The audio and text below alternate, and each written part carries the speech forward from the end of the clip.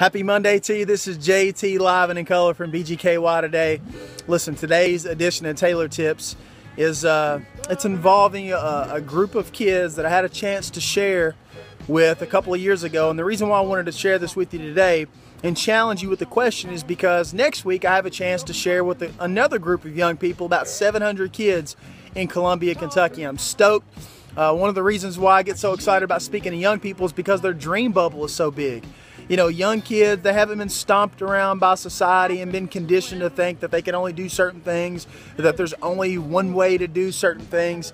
You know, and granted, I get to speak to people of all different age groups, backgrounds, whether it be through leadership development with large corporations, with business leaders, driving them forward, propelling them forward, whether it be through personal growth and development with young people and kids and building school culture through my network marketing business from living room to living room, or if it's through my church and you know, my small group and also with the sports ministry. Either way, I love the fact that I get a chance with my gifts and my talents to encourage people and inspire people to continue growing. If you follow me on any level, you know my charge is always let's grow. But there's something special about kids, the reminder to have that childlike faith that they have. And you know, a couple years ago I was speaking to it was a couple hundred kids, and it was going into this time of the year, closing down the school year. They were getting ready for testing, and we had what was called the Breakfast of Champions. And I was asked to come share a word of encouragement for them to finish the year strong.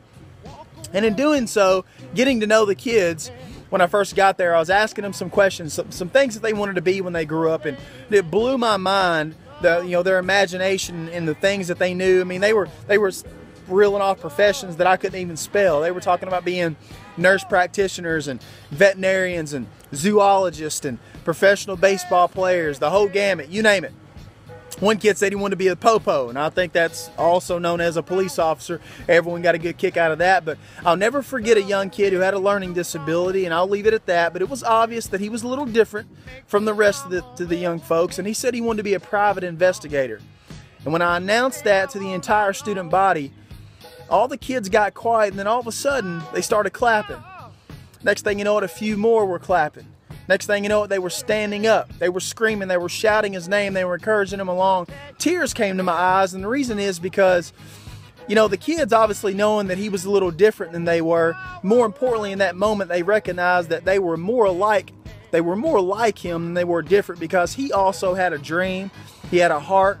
He had a soul, a mind, body, spirit.